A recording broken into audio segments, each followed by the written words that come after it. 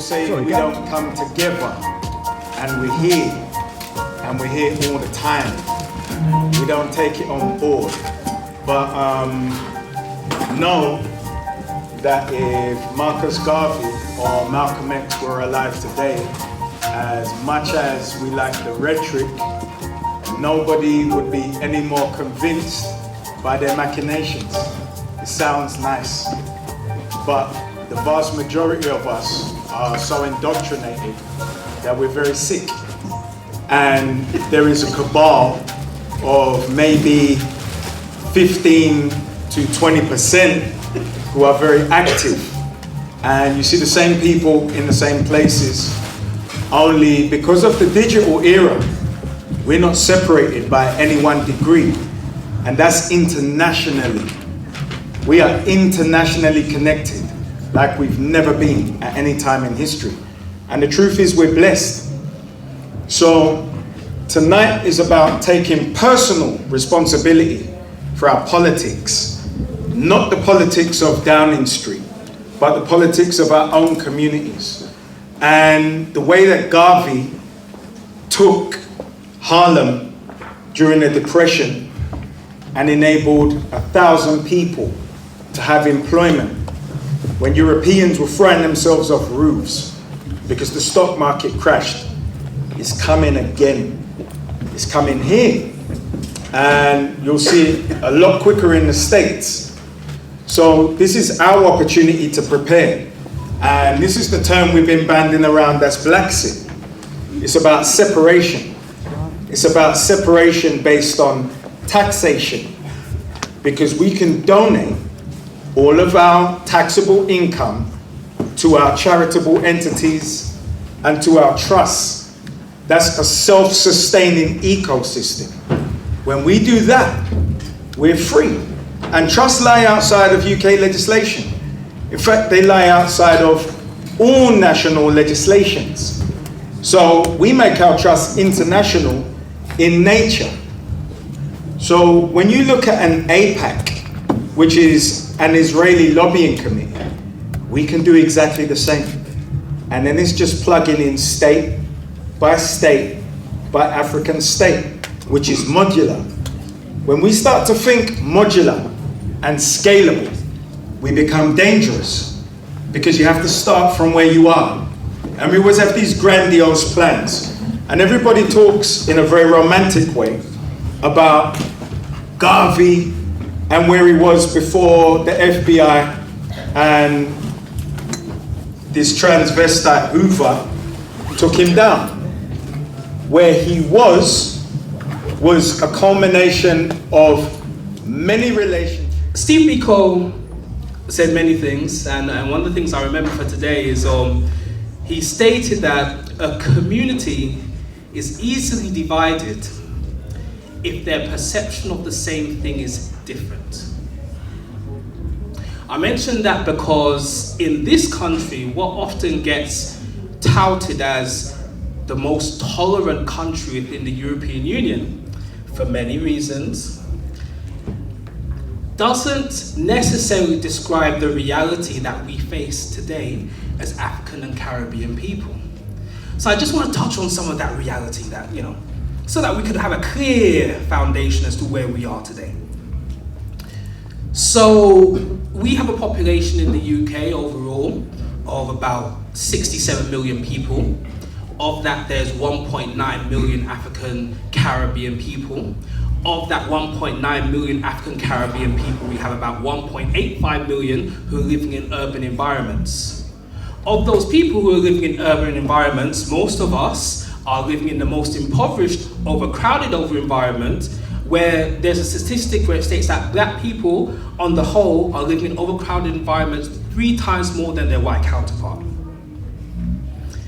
When it comes to the areas that we live in, many of us actually, and I'll probably do a survey after to find out who lives in East and South London, or some East and South areas of where they live.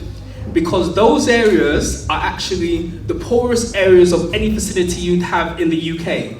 Why? Because in the Industrial Revolution, they had to think of where they were going to put the factories and think where the smoke from those trade winds were going to take all the carbon monoxide and noxious fumes. And so they weren't going to build those on the east sides of any kind of constituency. They were going to build them in the south and the east. And oftentimes many of us live in the south and the east of wherever we are. When it comes to education, so we've had a recent change in grades, right? In terms of going from A, B, A to C's, and now it's a grade 9 to, I think, U. It's U1 now, isn't it? Okay. So I think on a recent stat, considering that, you know, education is something that's really been formidable and pushed in our culture, after, let's say, 12 years of education, I think the statistic now is that we have less than 38% of our young people coming out with a grade 5 in maths and English. After 12 years. We also, unfortunately, have a 3 times more likely, if not more than that, exclusion rate compared to our white counterparts. And something Brother Dean mentioned about our PRUs and our people referral units, when we're looking at our borough statistics, they don't get included in the Ofsted reports of whether it's good or outstanding or satisfactory. Why? Because they're outside of that agenda. So you don't know how many people or how many of our young people are actually being educated within the PRU and what their standards are, because they're not included in the stats. And we know we're overrepresented there. We also know that from the many amounts of our young people who are within our PRUs, that's a direct pipeline into the prison system. Let's say we don't go there. Let's say we have a child who survives the educational system and then completes their A-levels. Compared to their white counterparts, if they manage to complete their A-levels, their salary is going to be at least 17.3 times less than their white counterpart. Let's say they go further, say, oh no, I don't want to just stay on my A-levels, I want to go to university, right? Okay. Well, unfortunately, the ironic thing is that the wage gap is worse. It's 23.1% less than their white counterpart for the same degree. Okay? When we're looking at our mortality rates within the areas that we live in, unfortunately, we have African women who, in some cases, are deemed to be 7 times more likely to have a higher mortality rate than our white counterparts, and 3 times more likely to be incarcerated within a mental health institution. Okay, these are just facts. You could check it on your what you call your ONS, your Office for National Statistics. You could check it on the government website. That's where we are today. So I just put that as a point of clarity before we have a discussion about whether or not we're living in a tolerant society. Because at the end of the day, I think that something, if we're experiencing this and we call this tolerant, I think, to say it politely, they have a damn nerve. Mm-hmm.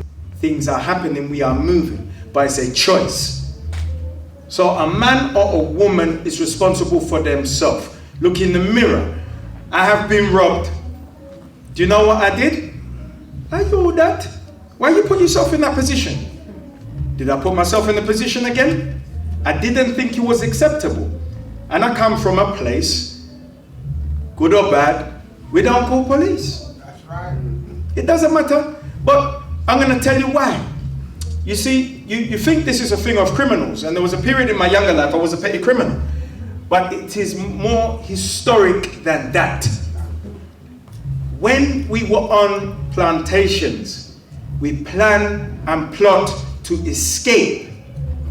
The informer is the one that destroyed our master plan. No matter we were numerically more than the overseers, they were more organized, and we were mentally and spiritually broken. There is a lion spirit that can beat any environment or any circumstance, but they are a tiny minority. They are the organizers. They are your Nat Turners. But Stephens, Stevens largely outnumber. That is the history of why we don't inform. Understand, the history of us having slang, which is looked down upon, is because our language was stolen. So we have to have a different lens for these things. Your lens must be an African lens, not a European lens that looks down on African people, which is easy. Even after I put on a dashiki, if my mindset is of indoctrination, it doesn't matter what I display externally. As I come in a room, dress like I dress, speak like I speak, people have a perception that I have a European woman and I do this and do that. No matter, go look your mother and father.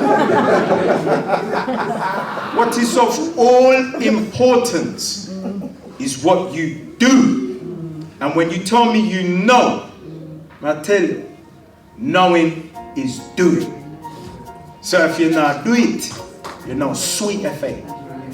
And I don't care if we acknowledge it today, tomorrow, we know. We're gonna break for 10 minutes. Everybody have some drink at the back. There's a lovely lady with some food. There are black dolls. There is international travel and books at the back. People, please, 10 minutes. Thank you.